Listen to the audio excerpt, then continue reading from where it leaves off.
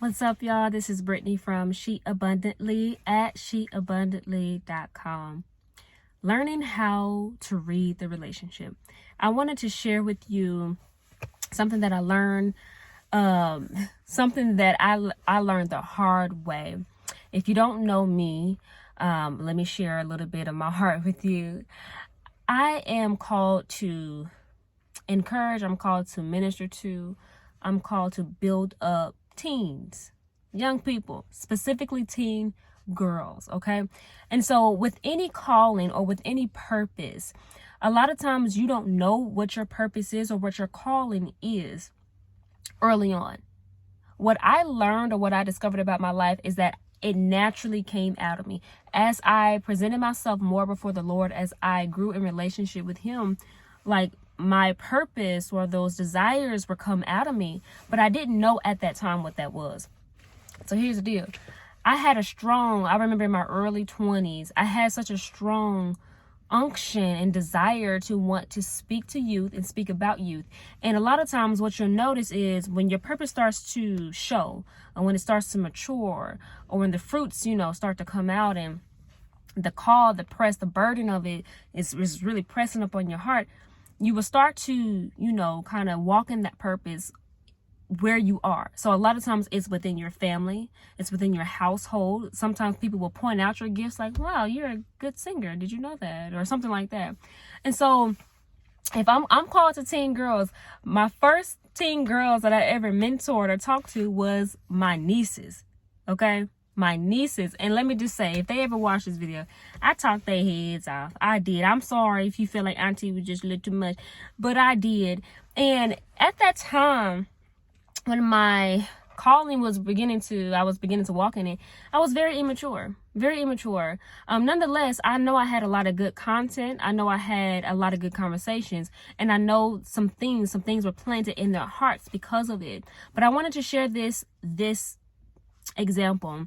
There was one particular niece that, because of my calling, my purpose, I felt like I had the right, one, because I was her auntie, and two, because I felt called to her. I felt called to speak into her life because she was a young woman at that time. A teen, and younger than me. And one thing that I failed to do was read the relationship. And if you are a mentor, you're a parent, you're a leader, called to youth, let me share this with you. It is very important to read the relationship. You know how when you walk into a room, you can read the room? You can see or feel the atmosphere of the room, and maybe you are able to, the word I'm looking for, you're able to adapt to what's going on. I'll give you an example. If everybody in the room, you walk into a room and people look sad, they're somber, they're even crying, they're mourning a death, right? And you come into the room and you talking about, hey, what's up? How you doing? Hey, party over here. Did you watch that last episode? And they over there crying, literally crying because a loved one just died. You failed to read the room. You failed to assess what's going on here. How can I apply myself in the best way? You failed that, okay? And so if you had discernment, if you were looking and paying attention to somebody else besides yourself, you would have learned, oh, something's going on here. My goodness, do you need a hug?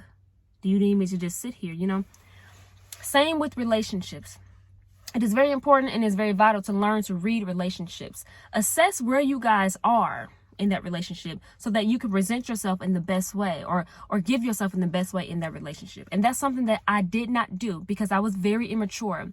My nieces keeps calling and texting me. I was very immature in that way. And so I just thought, because I'm auntie, because I'm older, I got to speak to your life. I got to tell you what's going on. Okay. And let me tell you something that I said to her, which was, it wasn't demeaning. It was a correction. It was encouragement, but it came off like an attack to them, which created a 5-year spout of dissension, a 5-year spout of unforgiveness, a 5-year spout of separation. I didn't talk to my family for 5 years. Okay. I have resentment towards them. I'm sure they have resentment towards me. And it's because some other things transpired too. Some words were shared. And I said, oh, heck it to the no. Forget all y'all. I ain't out here trying to do you bad. I'm trying to give you some encouragement. I'm trying to, something of that nature. I had no ill intentions, but my immaturity showed. I did not read the relationship. Even though she was my niece by blood, we didn't grow up with a relationship. I didn't have a relationship with her. I would see her every now and then. We've talked on the phone maybe once. You know, we was starting to develop a relationship, but then that happened, which caused dissension, which caused pain. Because it's like somebody coming to correct you and they don't even know you. Like, they will feel like, who the heck are you telling me anything? You know what I'm saying? It came off as and I had some pride in my stance. Don't get me wrong. I had some pride in sharing things with her. Telling her, you know, you're better than your surroundings and all that stuff. Because I was thinking of the surroundings. I was thinking of things that she may have seen in her life, within her family or something like that. So I'm thinking I'm encouraging the girl. I'm thinking that, you know, speaking life into her, like pull you out, you know, because I heard something about her. That's the thing. I heard something about her from another source that was gossiping. And so I took it upon myself to go directly to her and try to encourage her. Bad. Because she never told me anything about her life. I just heard something and assumed and went in. Bad. I learned a very, very good lesson. I learned how to forgive. Listen, a lot of lessons came out of that. And this is one of them. You have to learn how to read the relationship to apply yourself in the best way. I had no right coming to her like that. And that's my own personal assessment. That's my maturity. That's my relationship with God, walking with God, and me growing in my calling. Because don't get it twisted. I'm still called to teen girls. But now I'm much more mature in how I approach teen girls, young women. I'm much more mature. And this happened what? Oh gosh. 6-7 years ago. I don't know. And you know, the message that came out of that is you gotta grow up. I had to grow up and learn how to talk to people and really not exert or force my power or authority, because I thought I was authority on people, and really giving people what they need at that moment. And sometimes you may not even be that person to give them what they need because you don't have a relationship with them, or you're not that close to them. And that's okay. Learning how to really read the relationship is so key when you are ministering to teens, when you're ministering to young people, when you're mentoring somebody. Because if you don't do that, if you don't read the relationship, you can ruin a relationship. You can ruin a relationship.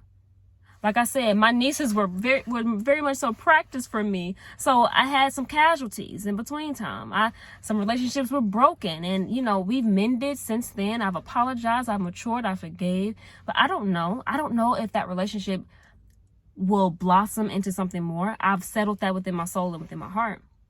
You know what I'm saying? I matured a lot because I have so many young people who want me, who want to hear my voice, because I've matured in my calling. I've matured in my purpose.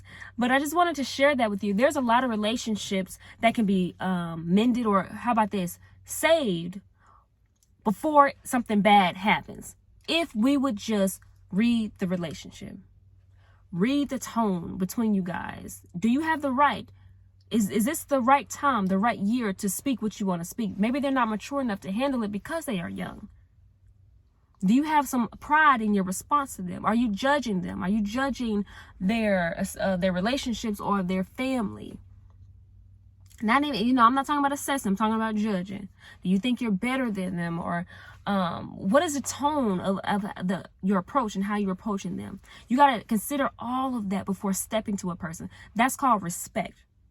Respect is really taking a step back and looking at it twice. Respect. Look back to see back. You know what I'm saying? To think again, to reconsider something again. Consider how you approach someone before you approach them. And so I just really wanted to say that to encourage you with that information, and something that I've learned and that I had to learn the hard way, because my response caused a lot of pain, okay, for myself and probably for the people, you know, who are affected as well. But it was a lot of pain for myself because I didn't mean to. It wasn't my intention to be bad or to come off in a bad way. But it hurt me because I'm like, yo, I just want to help. You know what I'm saying? And let me share this too as well. The enemy will, because of your immaturity in that calling, what could have happened was I could have said, forget it. I ain't talking to no other young person. I ain't talking to no girl. The enemy would have loved for me to have that thing happen in my life and me to just trash it, for me to just say, God, forget this. That hurts too bad. You know what I'm saying? But don't do that. You just got to grow up in your response. You just got to grow up in your purpose, grow up in your calling. And you will. As long as you keep walking with God, you will grow up. So that's all I got. Be encouraged. Talk to you later. Peace.